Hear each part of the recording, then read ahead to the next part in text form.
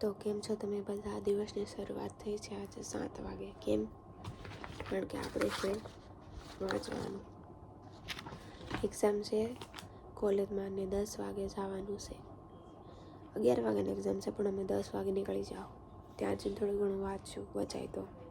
પછી ને હું તમને બતાવી કેટલું પબ્લિક હશે એ.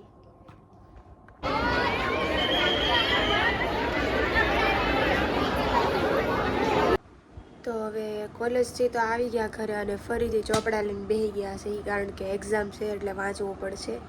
અને આ હજી ઓલા મંગળવાર સુધી હાલવાનું છે. પહેલી 4 એક્ઝામમાં જ છે ટેન્શન, પછીની 4 તો વાંચા વગર જાઉં તો એ હાલે એવું છે. તો અત્યારે પાછું શરૂઆત કરીશ વાંચવાની. 2 કલાક વહી જાય ત્યારે પછી કદાચ હું તમને મળું તો પાછી. નકર તો વિડીયો બહુ નાનો થયો છે, થોડુંક કોન્ટેન્ટ તો ગોતવું જ પડશે અને બનાવવું પડશે.